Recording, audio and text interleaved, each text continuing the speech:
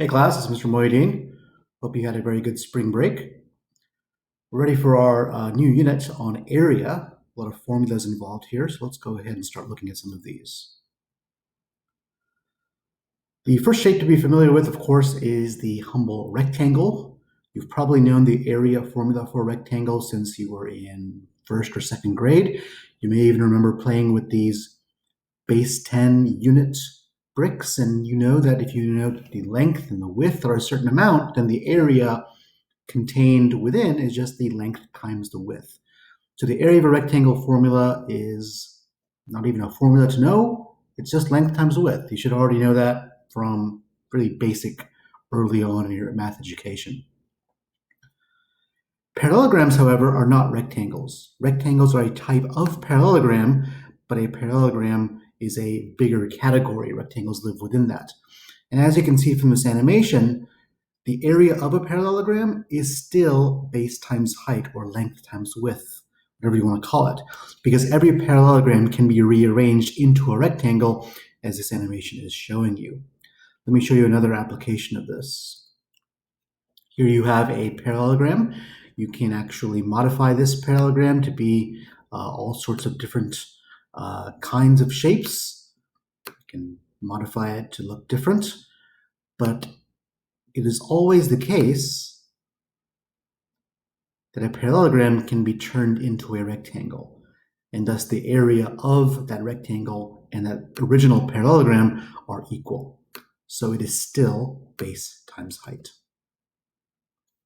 whether it's a parallelogram or a specific parallelogram, a rectangle. Triangles also have a very familiar formula. A triangle also has a base and a height, much like a rectangle or parallelogram. And as you can kind of see from this animation, a triangle is simply half of a rectangle. And thus the area of a triangle is simply half of that of a rectangle. It's 1/2 base times height. Let's look at a quick application of it. Here you have a triangle. The triangle can be modified, but no matter how it's modified, the area remains half of the associated parallelogram. So here's a triangle, here's a parallelogram. The original triangle is half of it, so 1/2 base times height. If I make it a rectangle or a right angle, it's now half of the base times height rectangle. But all parallelograms are also base times height in their area, so either way, it still works. So 1/2 base times height. Let's do some actual examples now that we have some of the background under our feet. What is the area of this triangle? We have the base, which is 14. The height is not given. The height is always measured perpendicular to the base. So this length right here is the height, and we don't have it. But that height in this isosceles triangle is going to create a bisection here because this is an isosceles triangle and it's a perpendicular line. So this length right here is 7. So if I want to find this height, which I need because the area is 1/2 base times height, I have the base, I don't have the height, I need the height. So let's take a look at this triangle right here in isolation. So we have a length of 25. We have a length of 7. We still need the height. And as you can see here, we can use, that's right, the Pythagorean theorem. So I can say that h squared plus 7 squared equals 25 squared. So a little bit of calculation here. That's 49, I already knew that. 25 squared is 625. Take away 49.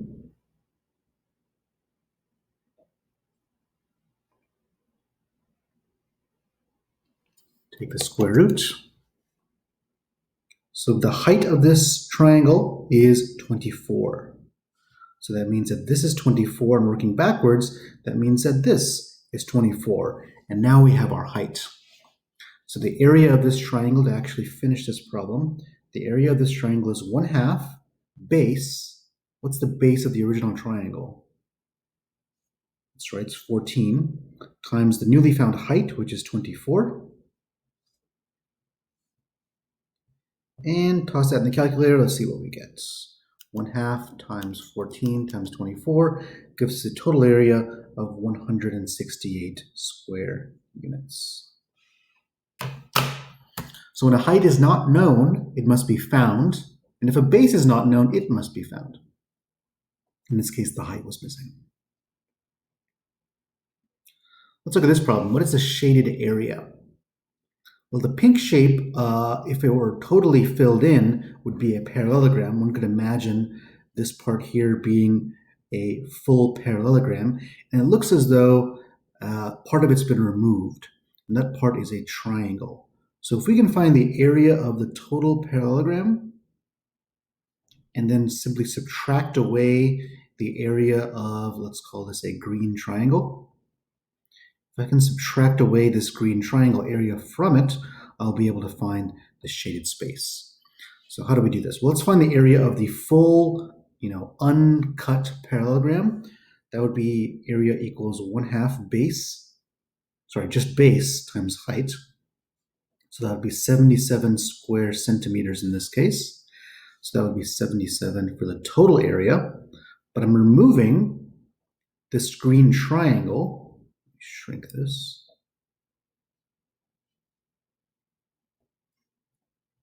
I'm removing this green triangle. Well, the green triangle's area, it's a triangle, so 1/2 base times height.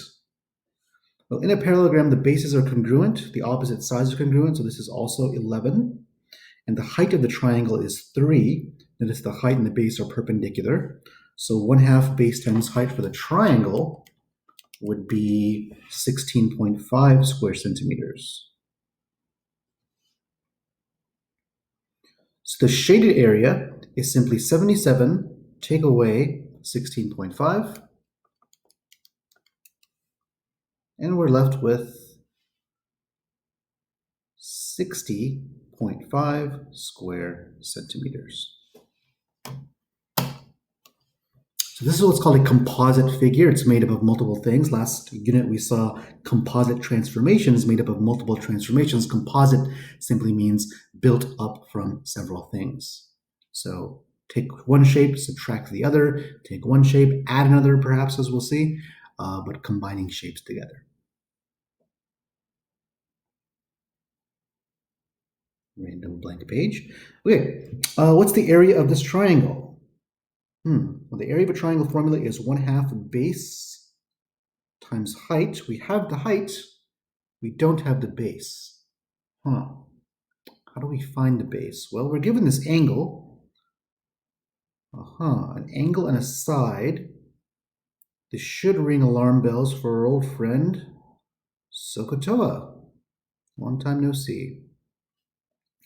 So from the perspective of 54, we're given the adjacent length. 29 is adjacent to 54. The base that we need is located, that's right, opposite. And what connects opposite and adjacent? That would be tangent. So we're going to use the tangent ratio. So the base of this triangle, which we're going to use to find the area ultimately, but to find the base, we're going to use this equation. Tangent of 54 degrees is equal to opposite, we'll call that B, over adjacent, which is 29. Well, tan of 54, that's simply 1.376.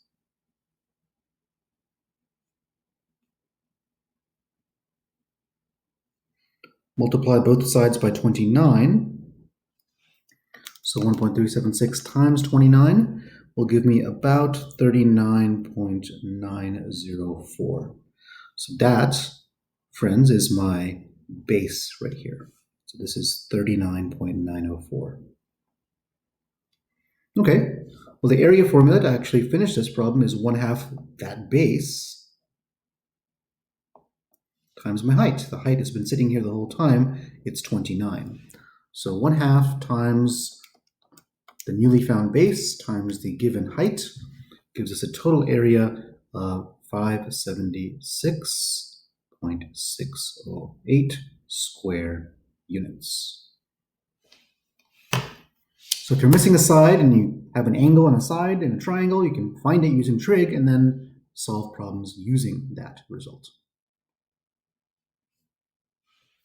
Let's shift back over to some formula work, looking at the next shape, which is the trapezoid.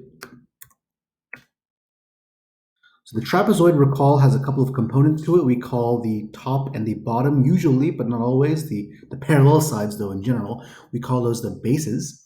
The bases here are parallel, and the height would be perpendicular to the base, just like always. So the area formula for a trapezoid looks a little exotic. The area formula is this. So where does this formula come from? Let's take a look. There's a couple of ways to reason through it. Here you have a trapezoid, and there's a base 1 on the bottom and a base 2 on top. And you'll notice that this trapezoid can be subdivided into a triangle. The area of a triangle is 1/2 base times height. The base of this triangle is actually both bases added together. And that's where you get 1/2 base 1 plus base 2. Oops, that should be base 2. About that. 1/2 base 1 plus base 2 times the height. Another way to understand this formula is through this view. Here you have a trapezoid. Oops.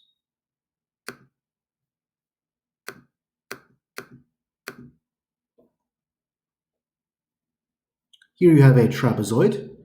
We're going to copy it and then rearrange it.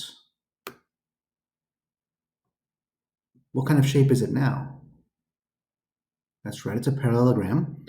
And the area of the pink, the original trapezoid, is just simply half of the parallelogram we're looking at, which has a base of base 1 plus base 2, and a height that's still as tall as it was. The height hasn't changed, so the height is still h. So 1/2 b1 plus b2 times h. Next, let's look at the rhombus. The rhombus area formula is shown here as 1/2 diagonal 1 times diagonal 2. So notice it does not make use of base or height at all. Now, granted, a rhombus is a type of parallelogram, so you could use base times height, but for rhombuses in particular, you can also use, only for rhombuses, 1/2 diagonal 1 times diagonal 2. Where does this formula come from? Look at this view here. We have a rhombus. If you recall, the diagonals of a rhombus cross perpendicularly, which means we can rearrange the parts of this rhombus. If I can get this to cooperate, into a rectangle. The rectangle's area is the same as the original rhombus. The base of this rectangle is one of my diagonals, and the height of this rectangle is half of the other diagonal. Notice at this length right here, the height of the rectangle is half of the original diagonal of the rhombus. So 1/2 diagonal 1 times diagonal 2. Let's move along to circles. Circles have a couple of interesting components to them you want to be familiar with. Namely, we're going to look at both the area and the perimeter. The perimeter of a circle has a special name, and that name is called the circumference. The circumference is the outside edge of a circle. It's a length. It is not an area. We cover it in this unit because it's related to the area formula, which we'll talk about soon. But circumference is the outside length. The area, of course, is the interior portion, as it always is. Some other circle vocabulary to remind you of. The radius is the length from the center out to the perimeter or edge of a circle, whereas the diameter is the length from the edge across the entire circle through the center over to the other edge. The diameter is made up of 2 radii. Most of this should be familiar information to you from earlier grades. Here are the 2 critical formulas for circles. We have circumference and area. The circumference here is the blue, that's correct, and the area here would be the orange. So the circumference is 2 pi times the radius. The area is pi times the radius squared. The radius is getting squared there. Don't forget your order of operations, PEMDAS, exponents come first. Now, because two radii make the same thing as a diameter, so this right here would be the full diameter now in black, another way of writing this formula is pi times diameter. So either one is fine. Two radiuses in pi or one diameter in pi, either way. Let's do some examples. So let me shift back over to the iPad. The diameter of the circle is 48 centimeters. Find the exact circumference and the exact area in terms of pi. We'll recall from a moment ago that the circumference formula is 2 pi r. If the diameter is 48 and the radius is 24, so circumference here would be 2 pi times 24 centimeters. Let me go ahead and include that, centimeters. So I'm going to double it again, so I end up with 48 pi centimeters. Easy as that. Exact means leave it in terms of pi. If you wanted an approximate length, 48 times pi is about 151, but 48 pi is more exact than that could ever be. Now let's look at the area. The area of this circle, as with any circle, is pi radius squared. The radius we've established is 24, so pi times 24 centimeters squared. Well, 24 squared is 576, so we get 576 squared centimeters. Oops, missing something, 576 pi. That pi there comes along just like it did here. So 576 pi square centimeters. So leaving it in terms of pi makes it really simple. For a rough approximation, that's about 1810, but 576 pi is exact. Find the shaded area. Interesting. Well, we have a rectangle, so if we imagine, like before, the entire shape filled in, this rectangle would have area of base times height, 15 times 6. Well, that's just 90. We're going to remove these green semicircles. We have two semicircles, which combined would make a full circle. And this length right here is the diameter. So the diameter of this circle is 6. And the diameter is 6 and the radius is 3. So the area of this circle is pi radius squared. So that would be 9 pi. So the part that's removed is 9 pi. So from the full 90, we're removing 9 pi. And it says round the nearest tenths place. Let's do that now. 90 minus 9 times pi in the calculator gives us 61.7 square units.